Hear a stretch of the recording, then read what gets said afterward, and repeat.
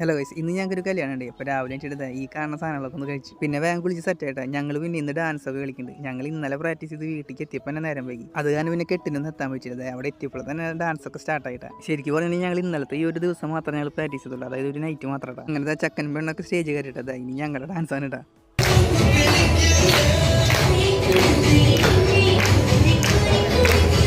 ഞാൻ വിചാരിച്ചേ ഡാൻസൊക്കെ കൊള്ളാവുന്നു, പക്ഷേ വലിയ പ്രശ്നം ഉണ്ടായില്ല. ആൾക്കാരൊക്കെ കുഴപ്പമില്ല എന്ന് പറഞ്ഞിട്ടുണ്ടായിരുന്നു. ഡാൻസ് കഴിഞ്ഞ് ഇറങ്ങിയുള്ളൂ, അപ്പോഴേക്കും ചൂടെടുത്ത് തുടങ്ങി.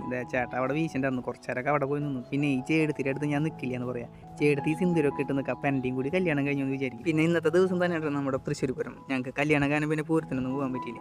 പിന്നെ അതിന് അടുത്ത പരിപാടി ഫുഡ് അടി കേട്ടാ. പിന്നെ അതിൻ്റെ ഇടയിൽ അമ്മ പാട്ടൊക്കെ പാടിൻ്റെ കേട്ടാ. അമ്മ പിന്നെ നല്ല രീതിയിൽ പാട്ട് പാടും. ഞങ്ങൾ പിന്നെ അവിടെ നിന്ന് ഇങ്ങനെ പുഴുകാണ് കേട്ടോ. പിന്നെ ഈ പുഴുക്കത്തിൽ തന്നെ ഇനി ഇരുന്ന് ഫുഡ് അടിക്കണം. അങ്ങനെ ഞങ്ങൾക്ക് സ്ഥലമൊക്കെ കിട്ടി. ഞങ്ങൾ അങ്ങനെ ഇരുന്നു. ഇലയിട്ട് വന്നപ്പോൾ എൻ്റെ ഇല ഇടാനായിട്ട് സ്ഥലമില്ല. എന്താ അനിയൻ്റെ ഇലയുടെ മുകളിൽ എൻ്റെ ഇല ഇട്ടിക്കണം.